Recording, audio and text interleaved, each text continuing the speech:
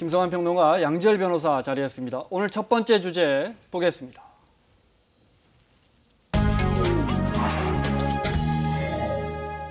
민주당 손혜원 의원, 문화체육관광이 민주당 간사인데, 그러니까 민주당 대표란 뜻입니다. 그 상임위 안에서 2년 전에 남편 회사와 조카, 보좌관 가족 등이 목포에 집을 9채나 샀는데 1년쯤 지나 공교롭게 문화체육관광부가 이들 거리를 통째로 문화재 거리로 지정했습니다.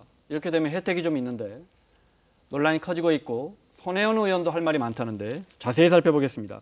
핵심은 그러니까 정부가 문화재 거리로 지정하기 전에 미리 주변인들 통해서 집을 9채나 산 다음에 투기적 이익을 얻으려 했는 거 아니냐라는 것 같습니다. 네, 그렇습니다. 일단 SBS 보도의 내용만 좀 간략하게 정리를 해드리면 첫째로는 이제 투기 의혹입니다. 그러니까 문화재 거리로 지정이 되기 직전, 그러니까 한 1년 5개월 전부터 지정 직후 한 달까지 9채 건물을 집중적으로 매입했는데 그 가격이 한 4배 정도 뛰었다. 그러니까 투기 의혹이 있는 거 아니냐 이런 것이고요. 또 하나는 이 문화재청 소관 상임위가 문체위입니다. 문체위 여당 간사가 바로 손혜원 의원이거든요. 그러니까 그 문화재로 지정이 되는 그 과정에서 뭔가 외압을 행사했던 거 아니냐. 이제 이런 두 가지로 요약할 수 있을 것 같습니다. 9채 중에 손혜원 의원 이름으로 된 건 없고 뭐 지인들 누구누구가 어떻게 산 겁니까? 그러니까 일단 남편이 이사장으로는 문화재단 이름으로 세 채가 있고 이것들은 아마 이제 박물관 같은 걸로 개조를 하겠다라는 계획을 밝힌 바 있고요. 또 조카 이름으로 세 채가 있는데 이거는 이름으로 있는 게 아니라 손혜원 의원이 줘서 그걸 주고 증여세까지 내서 구입을 해서 조카가 사용하고 있고 또 조카 다른 조카 좀 어린 조카죠 상대적으로 그리고 조카와 또 보좌관의 딸 공동명으로 2채 그리고 보좌관 배이자명으로 다 합쳐서 9채 정도가 있는데 이게 2017년부터 문화재 거리는 2018년 8월에 지정이 됐는데 2018년 9월까지 해서 한 1년에 거쳐서 저렇게 9채를 다 매입을 한 겁니다. 자, 화면으로 정리했습니다. 두 분 전문가분들이 설명해 주셨지만 화면으로 다시 보겠습니다. 목포의 구도심에 있는 서산 옹금지구, 옹금동 일대인데요. 아파트가 들어서려 했던 이 일대 1.5제곱킬로미터 구역이 근대 역사문화공간으로 지정이 됐는데 그 안에 손혜원 의원의 지인과 가족들 명의로 건물 9채를 산 겁니다. 그중에 이 창성장이라는 건물은 목포시의 문화재 설명회 계획에는 없었는데 시에서 하는 투어에는 갑자기 포함돼서 혹시 손혜원 의원 측이 갖고 있었기 때문에 이런 게 보도자료에 갑자기 들어간 거 아니냐 뭐 이런 의혹도 나오고요. 거리 자체가 통째로 문화재로 지정된 첫 사례라서 SBS는 그 이후에 건물값들이 많이 올랐다. 그러니까 알고 미리 투기한 거 아니냐라는 의혹을 제기했습니다.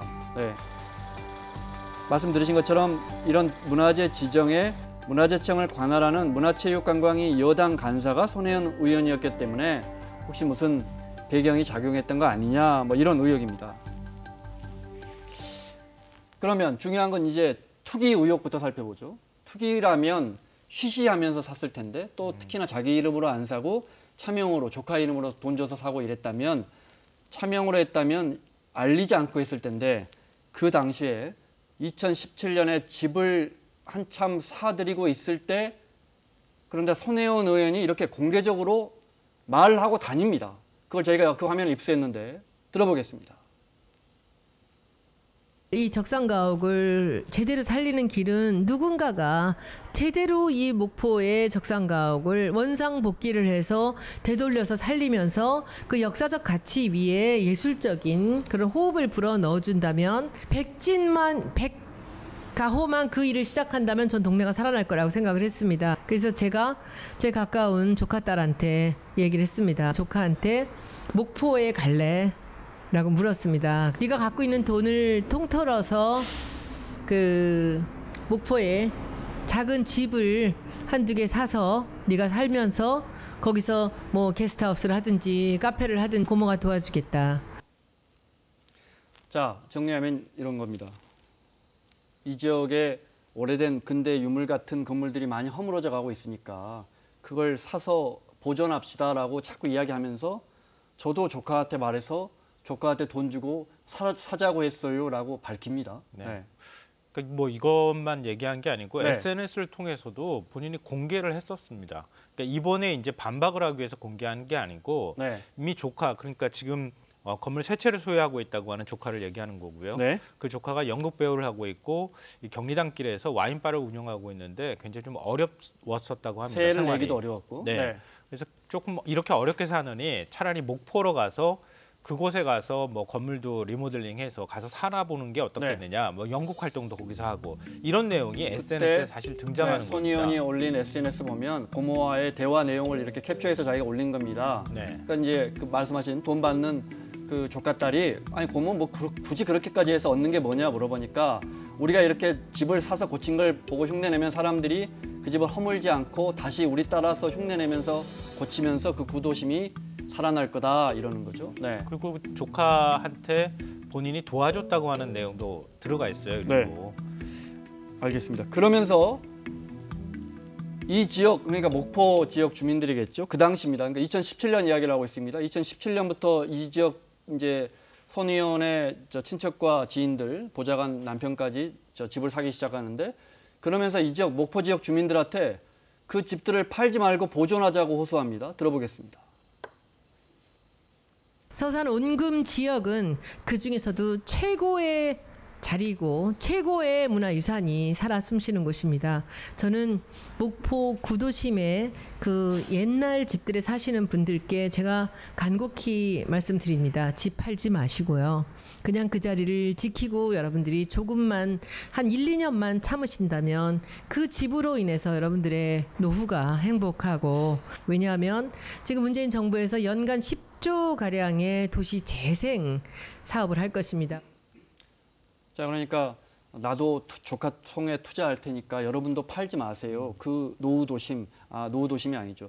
그 근대 유적 같은 적산 가옥들을 살려봅시다. 이런 취지인 건 분명히 알겠습니다.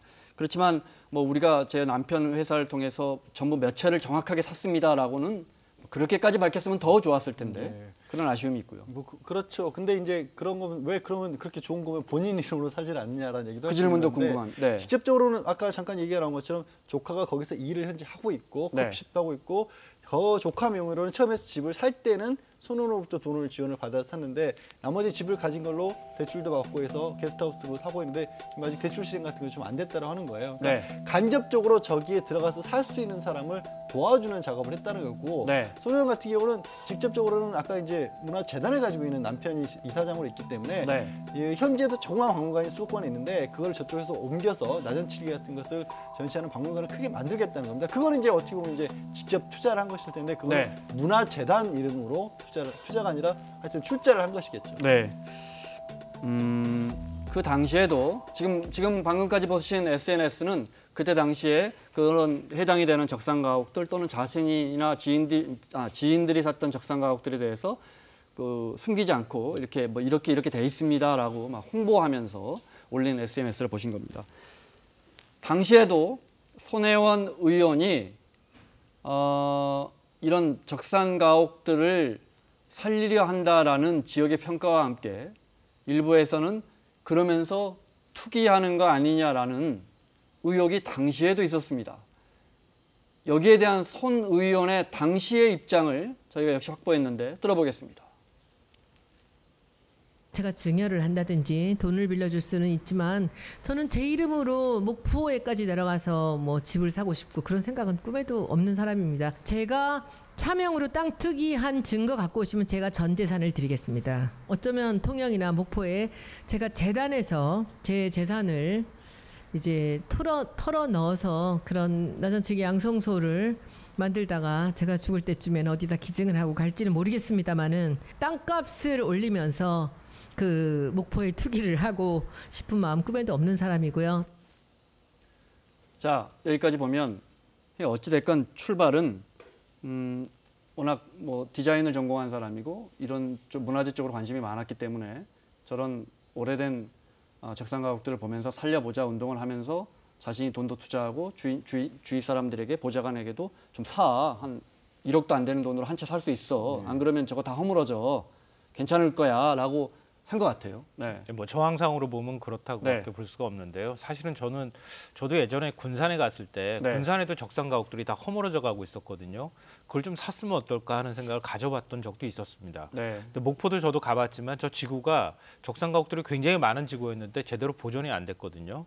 그러니까 손 의원이 만약에 그걸 하겠다고 하는 의지가 있었다면 그런 부분들을 적극적으로 얘기를 해서 구도심을 좀 원도심을 살리려고 하는 욕심은 있었을 것 같습니다. 네. 실제 그걸 증명하는 SNS들입니다. 네. 제가 살리겠습니다. 이렇게 공개적으로 계속 이야기를 합니다. 저 지역에 대해서. 네. 관광이 살아난다 이러면서 문화 콘텐츠 이야기를 하죠. 네. 물론 집을 저 때도 이미 몇 채를 산 거기 때문에 또 아주 나쁘게 보면 내 지인들이나 내 조카가 집을 몇 채를 구입한 상태이기 때문에 그 이후에도 더 사고요. 때문에 여러분도 사세요. 여기 좋아집니다라고 나쁘게 보면 투기를 부추겼다고 할 수도 있어요. 네. 홍보를 해서 투기를 부추겨서 내가 나중에 시세 차익을 더 얻을 수 있다. 뭐 그렇게도 생각할 수 있는데요. 근데 투기 목적이라고 보기에는 투자한 금액이 너무 적어요. 지금 이제 8,700만 원, 5천만 원 뭐 이런 금액에 다 허물어져 가는 집을 구입을 했거든요. 그걸 이제 곧바로 좀 갖고 있다가 만약에 다른 사람이 나타나면은 그걸 또 팔아서 시세 차익을 거뒀으면 모르겠는데 그걸 또 억지로 리모델링을 하는 작업을 지금 했거든요. 판 건 물론 지금까지 하나도 없습니다. 판 건 지금까지 하나도 없고 과연 여기까지 보자면 이걸 과연 투기 목적으로 샀는가라고 하는 부분에 대해서는 약간 좀 의문이 있습니다. 말씀하신 것처럼 이제 전형적으로 우리가 투기라고 봤었을 때는 어떤 지역이 개발이 되는 걸 알고 이른바 뭐 알박기라고 하죠. 거기에 실제로는 거주하지도 않고 아무 용도로 쓰지 않으면서 그냥 자기 명의든 차명으로 구입해 놓은 다음에 기다렸다가 차익을 남기고 파는 건데 지금 손 의원은 공개적으로 저것을 다른 사람이 사서 거기서 실제로 일을 하고 쓰고 있는 것이고 저것이 잘 되기를 예전부터 바랬던 사람이거든요. 카페나 게스트하우스나 뭘 그런 해라. 걸 해서 저 거리를 살려보자는 거고 조카들한테 실제 그렇게 SNS를 보냈죠. 사실 저도 이제 지방의 구도심 지역에서 살았던 사람이라서 지금도 이제 고향에 계신 분들이 있고 저런 지역은요.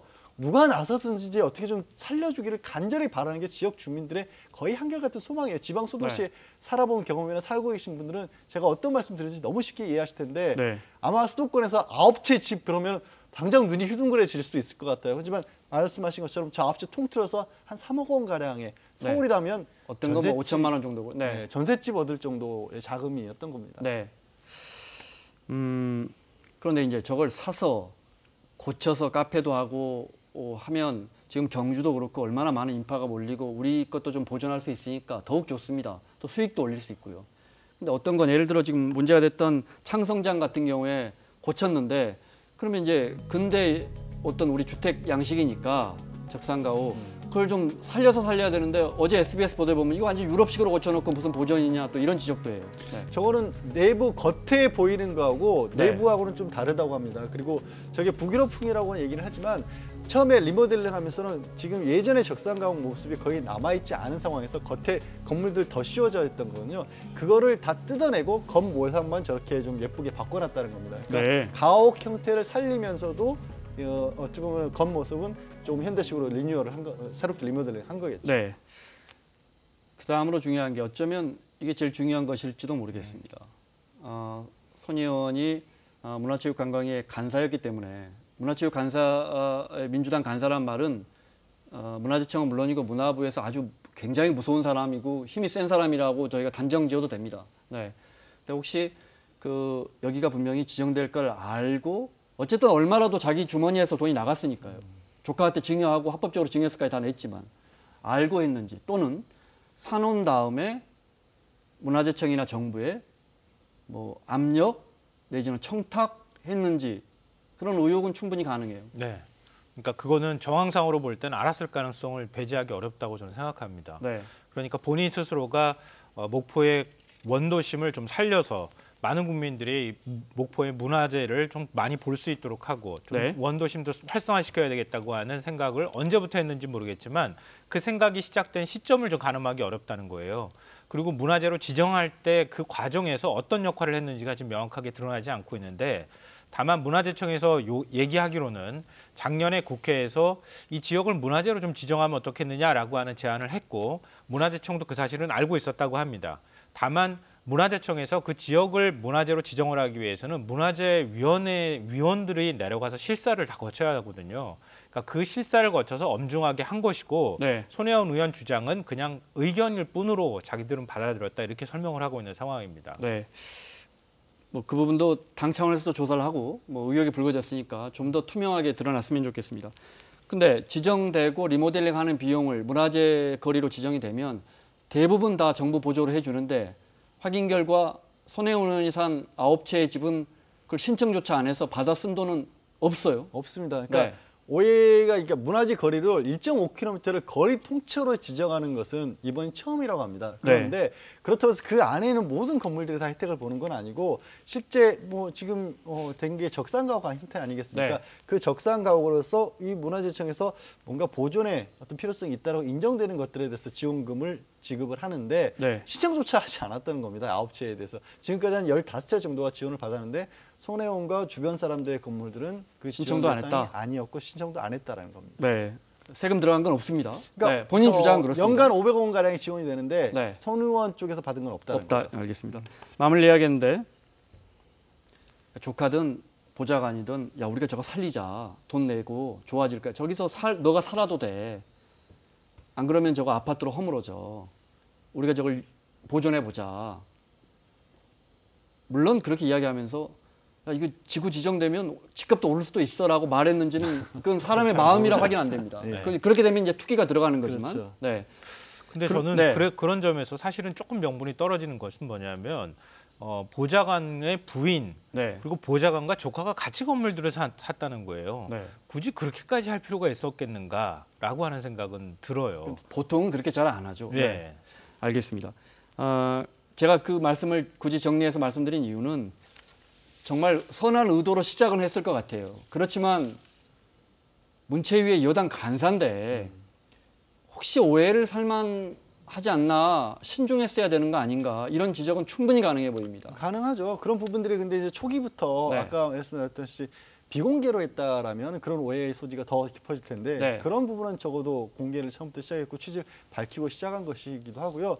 또 이런 게 있습니다. 저기에 산다라는 것 자체가 어찌 보면 굉장히 불편한 일일 수 있어요. 네. 저거를 원하지 않으면, 그러니까 저기는 문화재 거리로 지정되면 저 형태로 매매는 가능하지만 뭐 아파트를 짓는다든지 주택을 네. 개량하는 게 안 되는 거거든요. 그러니까 그 목적 자체가 투기라든가 아니면 그걸 이어서 더 많은 재산으로 바꾸기는 애초에 불가능한 구조였다는 만약에 점도. 뭐 아파트가 된다든지 이런 그러면 거면 투기 정말 구조가 완전히 확실하지만 성립되는데 네. 그렇게 할 수 있는 것이 원천적으로 막아지는 곳에 투기를 한다는 것은 사실은 투기성으로는 좀 많이 떨어지는 거죠. 네. 손혜원 의원이 생각보다 부자입니다. 네. 그러니까 뭐 그거를 만약에 사서 큰 사업체를 했었죠. 목포의 아파트 시세지만 그 건물을 사가지고 예를 들어서 뭐 개발을 한다거나 뭐 해서 얻을 수 있는 수익이 그렇게 생각보다는 많지 않다는 거예요. 네. 그러니까 굳이 지금 문체위 간사까지 하면서 거기에 가가지고 투기 목적으로 하느니 차라리 서울에 아파트 한 채를 사는 게 훨씬 더 시세 차익을 더 많이 거둘 텐데 왜 굳이 거기다 샀느냐. 이 부분은 아까 말씀하셨던 맥락으로 설명하면 목포에 대한 애정이나 이런 것들이 일부 있었기 때문에 네. 가능한 일이었다 이렇게 얘기할 수 있을 것 같습니다. 알겠습니다. 자, 양지열 변호사, 김성환 평론가와 함께하고 있습니다. 오늘 두 번째 주제 보겠습니다.